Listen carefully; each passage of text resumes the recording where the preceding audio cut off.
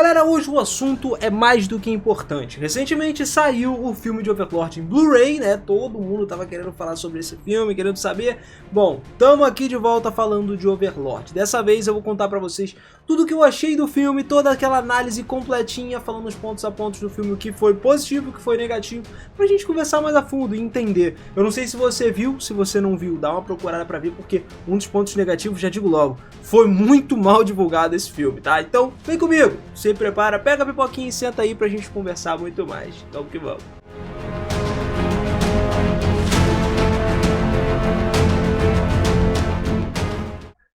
Fala, seus otakus, beleza? Eu sou o Bira e sejam muito bem-vindos a mais um videozão aqui no canal. E olha só, galera, vamos confessar falando aqui dos pontos positivos, né? Como eu falei pra vocês, tem pontos positivos e negativos desse lançamento, coisas que acabaram estragando o que a gente esperava ser um filme magnífico. Bom, eu particularmente gostei muito, primeiro, do design dos personagens, especialmente quando a gente tá falando de Remédios, Custódios, da Neia, Baraja, do filme no geral. Quando eu assisti o filme, né, assisti primeiro o normal e assisti depois a versão Blu-ray, enfim, eu realmente prestei atenção em como o filme apresenta cada um dos personagens. Mesmo que a Remédios possa ser um pouco irritante às vezes, a gente sabe que ela é o tipo de mulher que não dá pra se gostar, principalmente no início, quando ela é apresentada, enfim, aquela treta toda dela.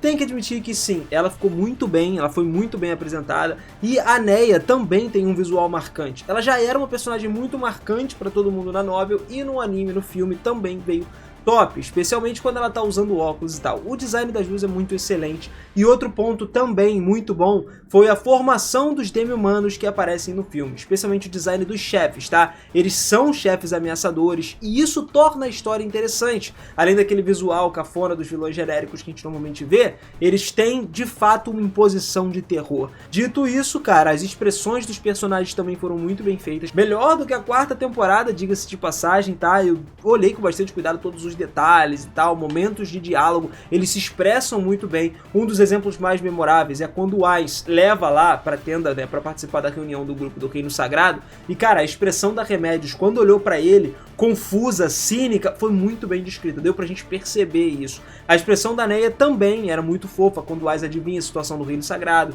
A Remédios suspeita que a Neia já tenha contado tudo, né, e a troca de olhares ali é uma coisa hilária. A Remédios parece furiosa e a Neia só sente isso, consegue balançar a cabeça e igualmente confusa com ela. Mas porque o Ais já sabia da parada toda, não pela Neia, né? Ele já imaginava das coisas. Um outro momento marcante é quando a Neia faz um discurso para os seus seguidores. Lá no fundo a gente vê várias pessoas desinteressadas e incomodadas. E esses pequenos detalhes realmente dão vida ao cenário do filme, mostram um esforço na adaptação, tá? Ah, você pode falar que tem partes cortadas e tudo mais. Calma, já vou chegar nas partes negativas, galera. Mas o ponto positivo sim, foi esse. Eles deram atenção a cada cena, a cada detalhezinho, porque poderia simplesmente ser aquele tipo de anime que, pô, tem 300 pessoas na multidão, vamos botar aqui 150 e os outros 150 a gente replica esses primeiros 150.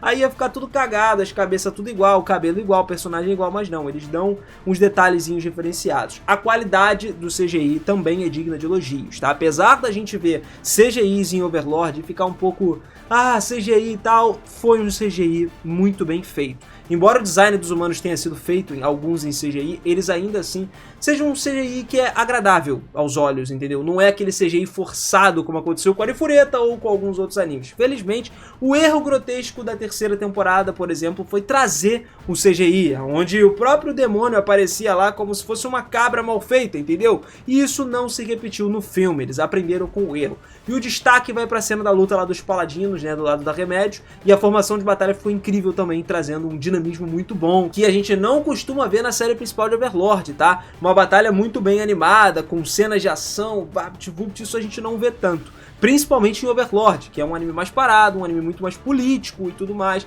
e fez jus ao que tinha que fazer no filme.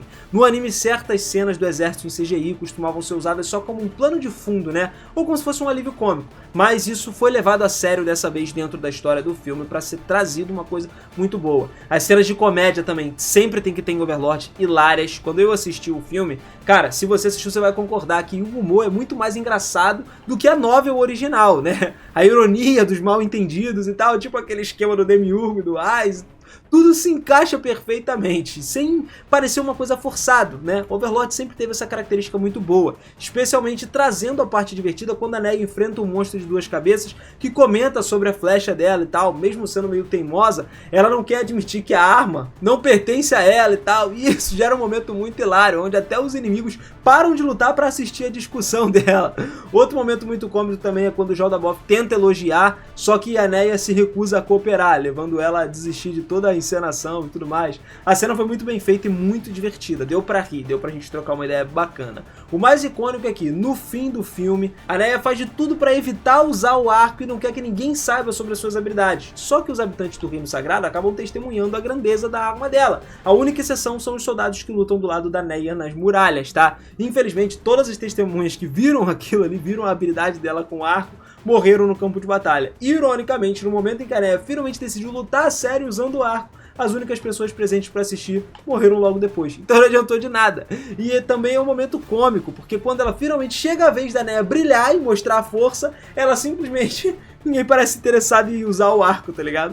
Foi muito interessante ver o Ainz também aparecendo, né, pra ajudar Remédios quando ela teve problemas lutando contra os chefes lá dos demi-humanos.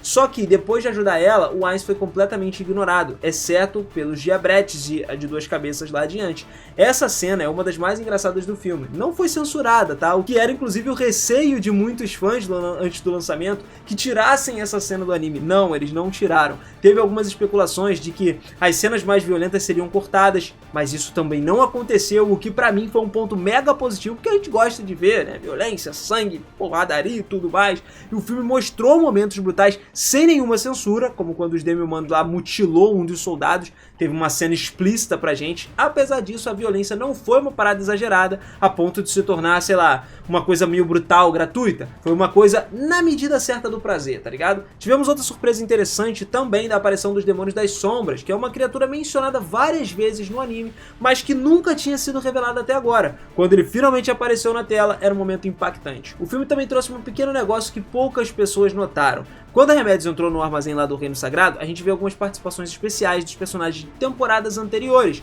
Um detalhe curioso é o dragão gordo da terceira temporada, que retorna de uma forma inesperada agora, o que de certa forma traz uma parada engraçada, né? Eu não lembro se esse personagem apareceu na novel ou não, mas foi muito divertido ver ele de novo, pelo menos uma cena, né, pequena ali. A cena final do filme também é excelente, especialmente revelando a verdade sobre o príncipe da capital, que não era um doppelganger, tá? Em vez de explicar a reviravolta por meio de diálogos expositivos, o filme optou por mostrar visualmente, o que funcionou muito bem, me surpreendeu bastante o público, tá ligado? Além de se manter fiel à novel de Overlord, só adaptou de uma forma diferente. E isso é muito bom, cara. Falando agora sobre pontos negativos, o que todo mundo queria saber. Um dos maiores momentos que desapontou foi a ausência de Aurelia e Ômega mais uma vez. Eu queria que ela aparecesse, tá? Ela é um dos personagens muito mais importantes ali e apareceu bastante nessa parte da novel. Infelizmente no anime ela não veio dar as caras, tá? Muitos fãs estavam ansiosos pra poder ver os poderes da Aurelia e Ômega, que é a humana de fato mais forte de Nazarick, uma NPC criada por um jogador, e mesmo nos volumes mais recentes, pouco se sabe sobre ela, tá? Ela ainda tem só alguma silhueta sobre as ilustrações dela e tudo mais, e esse filme era a oportunidade perfeita pra trazer ela à tona, mas isso não aconteceu, galera. Outro problema também foi o Navio Fantasma. A adaptação ela não conseguiu transmitir o terror e a imponência que ele deveria ter transmitido. Na novel, o Navio Fantasma era uma presença assustadora, que deixava uma impressão que todo leitor lembrava daquilo. Porra, o Navio Fantasma, falou de Navio Fantasma do Overlord, a galera imagina aquela cena. Só que no filme, ele apareceu só como um navio qualquer, sem causar muito impacto. E parte desse problema é resultado do corte brusco pro Grupo Sagrado, né, que trocou depois, que enfraqueceu essa cena. O Reino Sagrado estava envolto de névoa e a falta de reação do grupo quando viu o navio fantasma passando foi uma coisa decepcionante. Tipo, e aí? Esse momento icônico na novel tinha um grande impacto que acabou que parece que foi uma cena apressada, tá? Eles deram um enfoque em algumas cenas que a gente falou que ficaram muito boas, mas nessa cena específica eles pecaram. O navio só passou muito rápido, sem causar tensão, sem causar imponência, nada que a gente estava esperando. A cena também da surra, né, que era um dos momentos mais emblemáticos da novel, foi extremamente breve e mal feita. Coisa rápida. Ela, na verdade, não é que seja mal feita, mas foi mal aproveitada, tá? Eu esperava que fosse de uma forma mais impactante, ou pelo menos um pouco mais elaborada. No filme a gente vê o Jodabov atacar lá a Calca Versalhes 2 vezes, sem qualquer construção de tensão ou impacto. E essa cena poderia ter sido explorada com mais profundidade, porque no romance é uma cena icônica também. É uma cena que ele pega ela e, meu irmão, acaba com tudo ali, o ataque é sinistro. Eu fiquei muito decepcionado com a adaptação apressada dessa parte. Enquanto cenas ali menos relevantes tiveram mais tempo de tela, tivemos momentos que, por exemplo, a morte da Cal Cabezares, entre outros momentos ali, foram apressados. Só que na novel, as mortes eram trágicas, eram emocionantes, porque eles já conheciam bem os personagens e as suas motivações. Tipo, tiveram bem desenvolvimento, né? No filme, os personagens mal foram apresentados. Eu acho que eles devem ter partido do pressuposto que a gente já conhecia esse tipo de personagem, porque leu a novel e tudo mais, mas e a galera que só acompanha o anime? E a galera que literalmente só assistiu o filme sem ler sequer uma página da novel, entendeu? Eles têm que pensar nesse pessoal também. Isso acabou tornando impossível sentir qualquer empatia ou, sei lá, algum pesar pela morte dele. Simplesmente morreu e pronto. A galera que sentiu mais pesar foi a galera que leu a novel, mano. Sabe muito bem todo o desenvolvimento dos personagens. E isso diz pra gente que, em vez de personagens complexos, trágicos e tudo mais, foram só vítimas genéricas, personagens descartáveis, só coadjuvante, entendeu?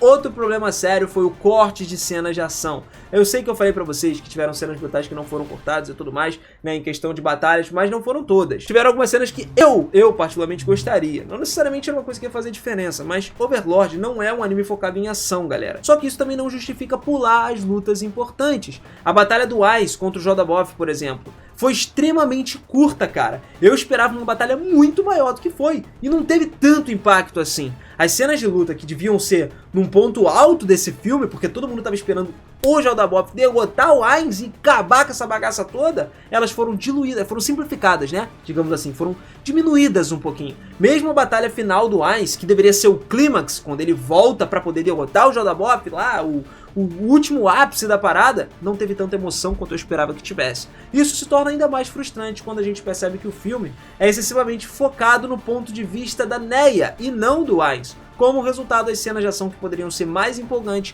são mostradas de uma certa forma limitada, porque foram mostradas através dos olhos dela, não foram mostradas como uma batalha acontecendo por um todo, entendeu?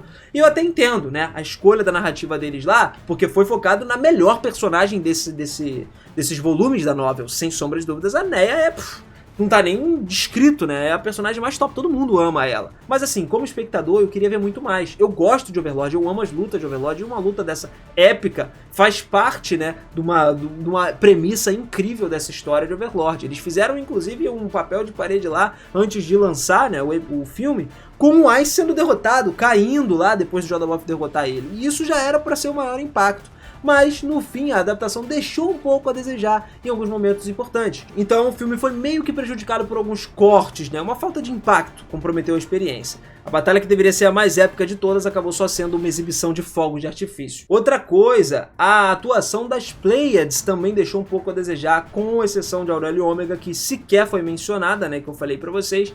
Essa era uma oportunidade perfeita pra gente ver as Pleiades lutando no máximo, porque pra quem não sabe, Pleiades tem 2 comandantes. E também a Aurélio Ômega, eles trocam, né, e tem o Sebas. Eu não me lembro agora qual é a Six Stars ou qual é a outra, né, mas eles de fato têm como fazer essa troca, e a Aurélio Ômega poderia aparecer se juntando às Pleiades, no mais foco possível ali, mas o foco foi totalmente desviado para Remédios, para Neia e para outros personagens, tá? A falta de um pouco de coisa sombria, né, também foi muito impactante. Como a gente tinha falado da Cal Cabezares, que ela morreu e tudo mais, e não teve, tipo, um negócio a 2 pancadas, já foi resumido a 2 pancadas, coisa que na novel foi uma coisa muito mais brutal. E Overlord é muito marcado por isso, pelo fato do Ainz ser um vilão, né? Então, assim, no filme a gente deveria ter cenas um pouco mais brutais, algumas foram amenizadas, o que eu até entendo, mas isso tira um pouco do peso dramático dessa obra, o que era para ser oferecido.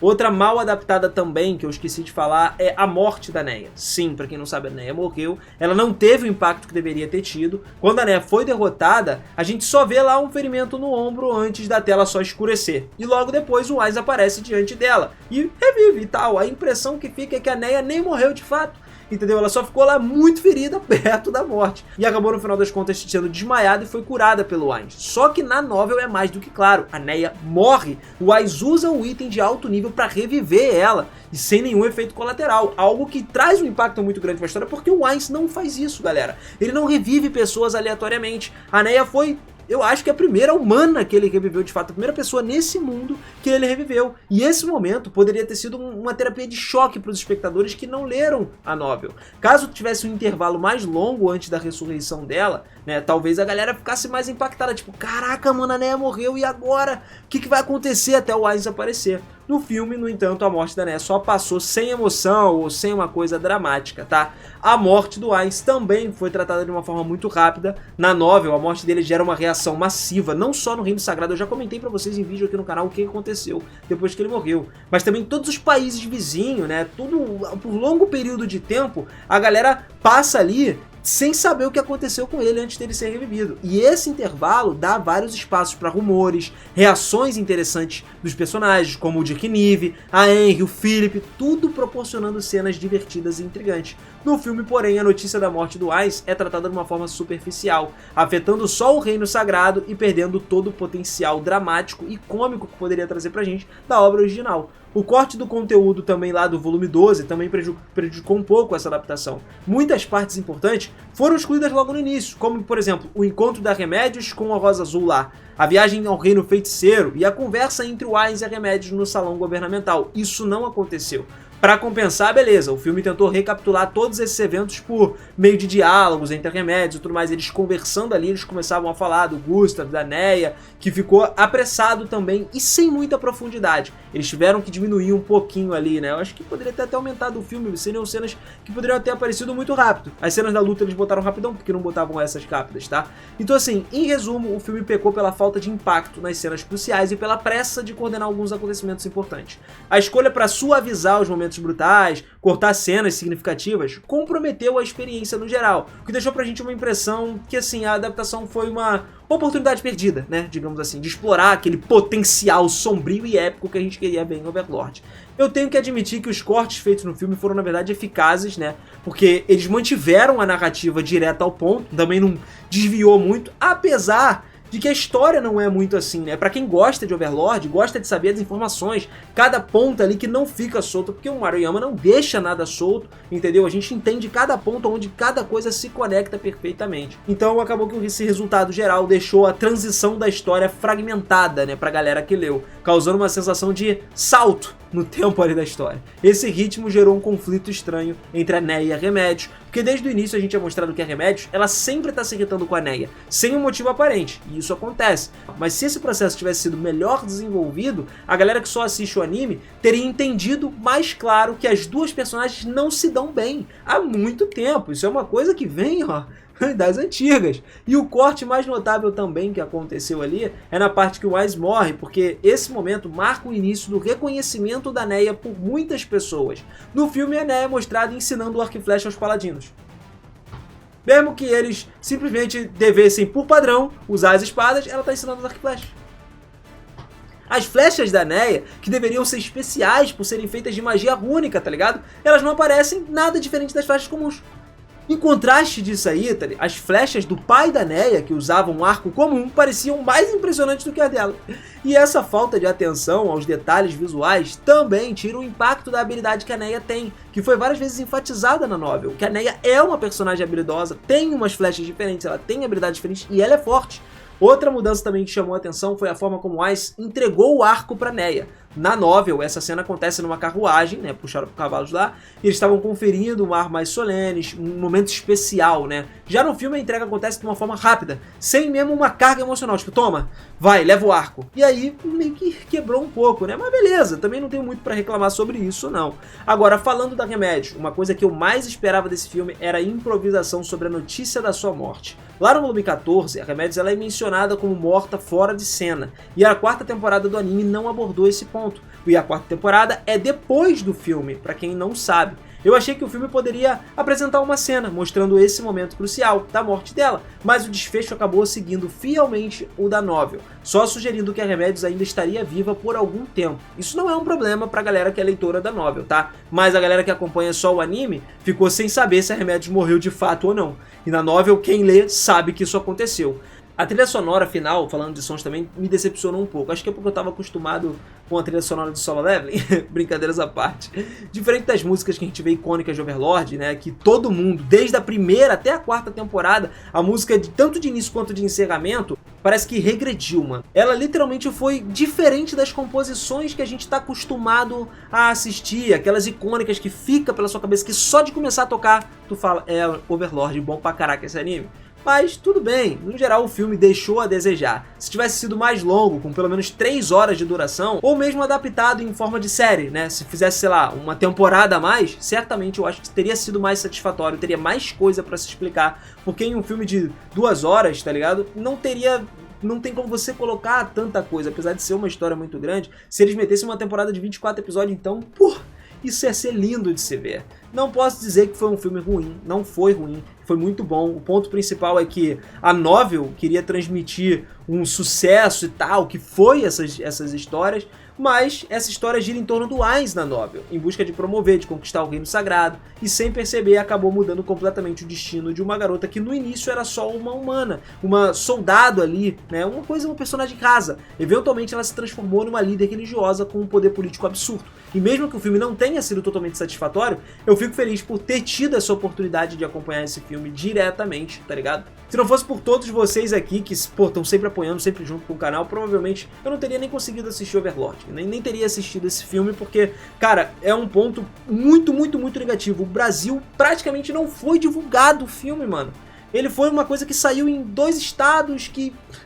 Um dos estados que saiu não é nem capital, nunca nem foi, não é nem um estado com uma cidade grande. Tinha que sair, tipo, São Paulo, Rio, todos os cinemas possíveis, e pelo menos os maiores cinemas, e assim, a gente conseguiria acompanhar. Enfim, não foi assim que aconteceu. Acho que em São Paulo até saiu, mas foram em cidades pequenas.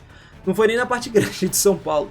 Mas, de qualquer forma, foi um filme que valeu a pena acompanhar. Eu, como amo Overlord, não tem como. A gente busca, né, falar sempre um pouco aqui sobre as minúcias, sobre os momentinhos e tal. Mas, cara, eu falo, o filme foi bom. Foi bom, eu acompanhei, gostei de ver. Fiquei, mano, empolgado, emocionado em certos momentos ali. Mas teve momentos que, como leitor, a gente também tem que ser crítico, né, para que os caras melhorem cada vez mais.